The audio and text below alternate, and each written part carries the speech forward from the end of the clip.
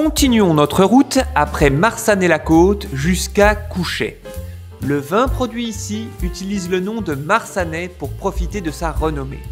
Le blason du village est celui de la dernière famille de nobles à qui a appartenu Couchet, comme l'atteste son château, les Févrais. Devant la mairie, vous pourrez voir une sculpture de loup. C'est une référence au nom des habitants du village, les loups. Ils ont reçu ce surnom lorsqu'au Moyen-Âge, lors d'une grande famine, ils auraient attaqué comme des loups un convoi de nourriture pour Dijon. Parmi les parcelles de vignes s'en trouve notamment une qui s'appelle Au Champ Saint-Étienne. Pourquoi s'arrêter sur ce nom? Car il fait référence à l'abbaye Saint-Étienne de Dijon qui en était propriétaire. On verra plus tard et plus en détail ce qu'est et l'impact des abbayes. Couchet, c'est aussi le premier clocher vernissé de notre route. Une mode apparue à Paris qui, comme le disait Voltaire, a toujours été le centre du luxe et de la misère. Avant de s'exporter dans les Flandres, possessons alors des ducs de Bourgogne, pour enfin se développer en Côte d'Or. Ce type de toit était réservé aux bâtiments d'importance et de prestige de par leur coût.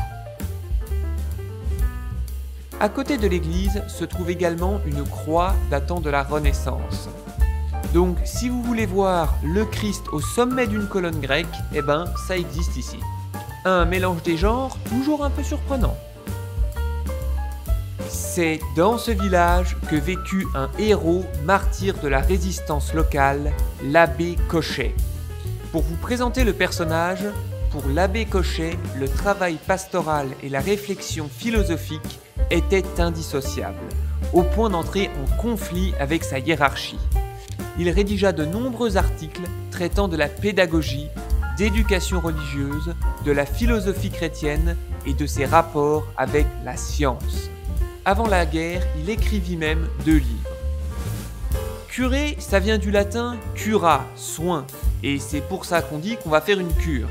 Eh bien, le curé va prendre soin de ses compatriotes, car dès le début de l'occupation, il envoya des clandestins à son frère qui organisaient des passages au niveau de la ligne de démarcation. L'abbé Cochet fut l'un des premiers à intégrer la résistance dès la fin de 1941. Sa cure devint ainsi une cache pour de nombreux résistants.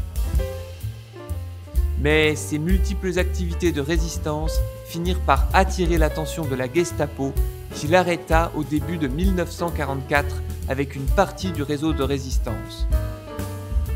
L'abbé fut torturé, mais il ne livra pas les noms. Il fut classé par les nazis comme déporté politique qu'il faut faire disparaître sans laisser de traces. Il fut transféré en Pologne, sa santé ne lui permettant pas de résister aux conditions de vie épouvantables des déportés. Il mourut du typhus au cœur de l'hiver polonais le 23 décembre 1944.